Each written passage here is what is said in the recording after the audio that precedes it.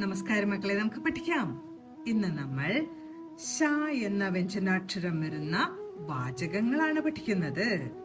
ആദ്യത്തെ വാചകം കാശ് കീശയിലാണ് എന്നാണ്. കാശ്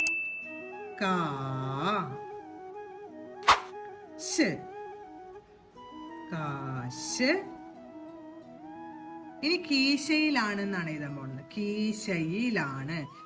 കീ എന്നാണ്. കാ എഴുതി ഈ എന്ന ചിഹ്നം വേണം. കീ ശ യാ എഴുതി ഇടചിഹ്നം എഴുതണം. കീശയി ലാണ് എന്നാണ്. ലാ എഴുതി ആ എന്ന ചിഹ്നം വരച്ചു. ലാ ണ്. നാ എഴുതി ചന്ദ്രക്കല ണ്.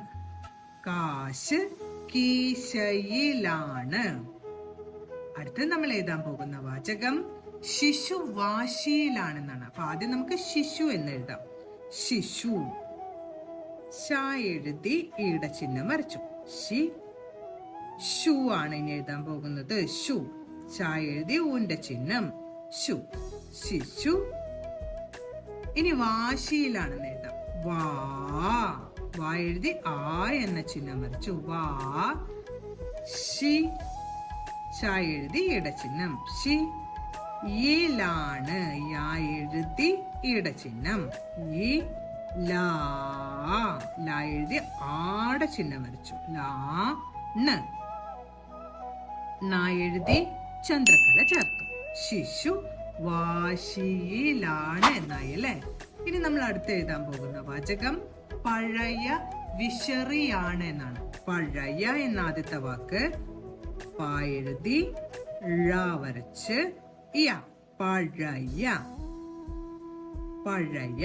വിശറിയാണ്. വാ എഴുതി ഇടചിഹ്നം.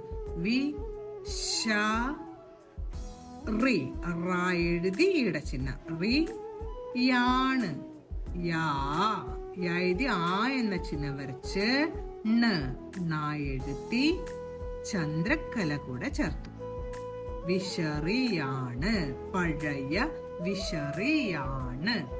ഇന്ന് നമ്മൾ ഷ വരുന്ന വാചകങ്ങളാണ് പഠിച്ചത്. ആദ്യം പഠിച്ച വാചകം കാശ് കീശയിലാണ്. രണ്ടാമത്തെ ശിശു വാശിയിലാണ്.